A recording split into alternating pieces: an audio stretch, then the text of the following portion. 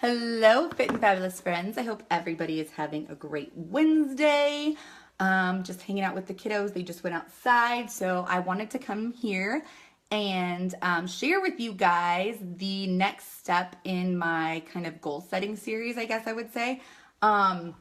If some of you guys are just joining me and you didn't see my video yesterday, I just got done going through the desire map experience and also having the book on hand. So I did it on the Audible version, and then I have the book, I had it from last year actually, the desire map, and I just got done doing my goals for 2017. So I thought it would be really cool if I broke down the way that I take the time to set my goals before the year starts and how kind of just the process I go through. So I thought I would, share with you guys a little bit of what I do, and hopefully that will help you guys to start setting your goals for 2017. And I hope that you guys do all take time to do that, because I think it's a really important part, and how we go into the beginning of the new year is definitely how our year will be set. So it's kind of, like setting the pace for the rest of the year.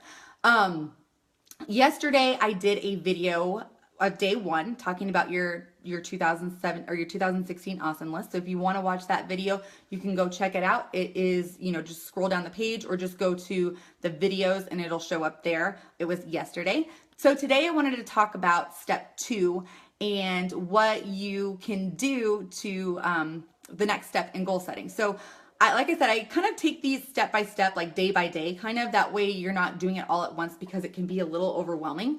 If you need to sit down and do it all at once, then you could definitely do that also. But I think it's a good idea to set a few days aside, and maybe like an hour a day or 30 minutes, however much time you have to do this. So after we write out our awesome list for the year, it's time to start thinking about the way you want to feel in 2017. I think this is the most important part of goal setting that everybody leaves out.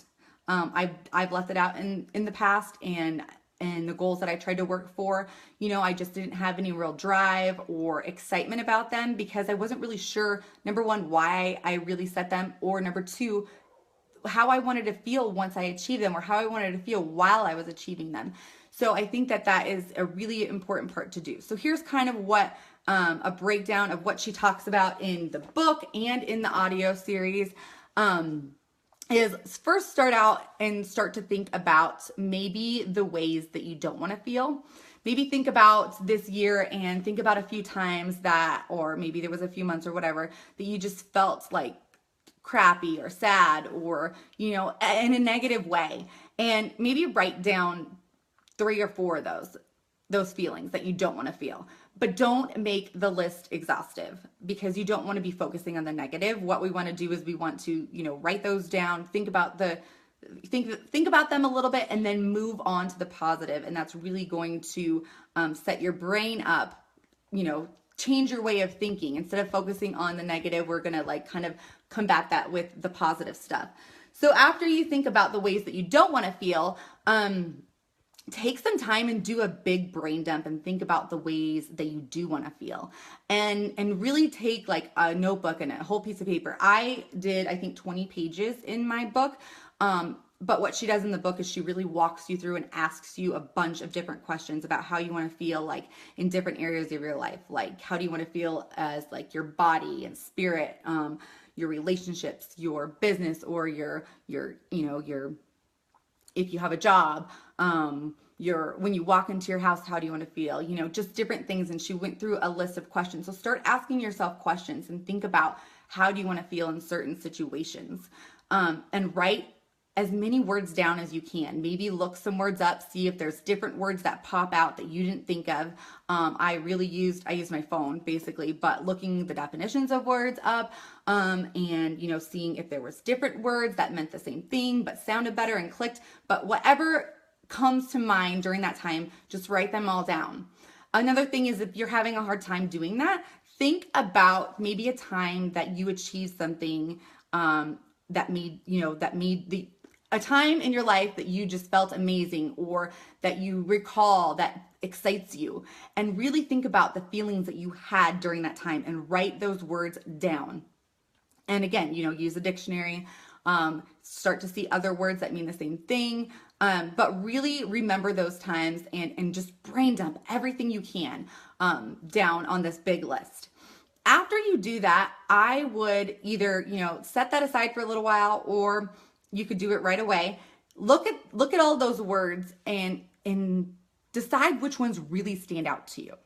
Which ones are like really popping out at you? Which ones are giving you those feelings, those, the warm inside, oh my gosh, like that is how I want to feel. Like I am craving to feel this way. And then, maybe narrow it down to 5 or 10 of them.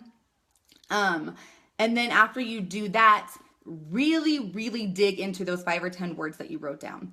Start thinking about, there was a few words on my list that somebody else would have had to make me feel that way. And those aren't the words that we want to put down before we set our goals. So you really want to start thinking it, like I had to take some really big words off my list that I thought that were definitely going to be my desired feelings for the year 2017. But when I realized that somebody else had to make me feel that way and I didn't have control over that, then I kind of crossed them off and I picked some different words. Like there was some different words that kind of meant the same thing, but really they didn't. They stood out differently. So make sure that you're picking words that you can control and you can make yourself feel that way. So once you want to narrow that list down of 5 or 10 to 3 or 4, and I wouldn't pick any more than that because that tends to get overwhelming. And if I had my book around here, I can read you guys mine. I don't have my book with me right now. But I know that, some of the feelings that I wrote down is I wanted to feel empowered. I wanted to feel peaceful. I wanted to feel fearless. I wanted to feel vibrant. And those were just, those basically are my words for next year. And just for an example, for the one word that I had on my list was confidence. Like I wanted to feel confident, but when I really looked up the definition and started to read it, it didn't really click with me. It didn't really make me have that warm, fuzzy feeling. But when I read the word empowered, it did. So I stuck with that word. So really take some time, brain dump, then narrow it down a little bit more, then pick 3 or 4 words. I'm looking at my notes over here that I wrote down for you guys. 3 or 4 words that are going to be, kind of your desired feelings for the year. And don't stress about this. Make this something that's fun to do. If you start getting stressed about it, then take some time away and come back. But this isn't something that needs to be stressful. So don't feel like you have to have the right words. Don't feel like you have to have somebody else's words. This is for you and only for you. So really, really allow yourself to be selfish during this process.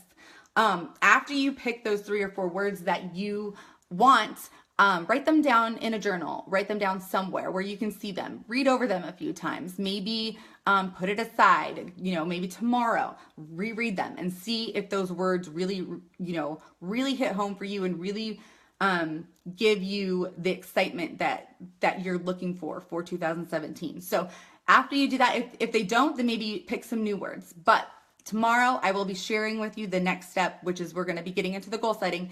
But I would really take these steps the way that I'm doing it. That way you'll understand tomorrow kind of why I do take this in steps, and she does it in the book in steps. And I'm not even going into as much detail as she is.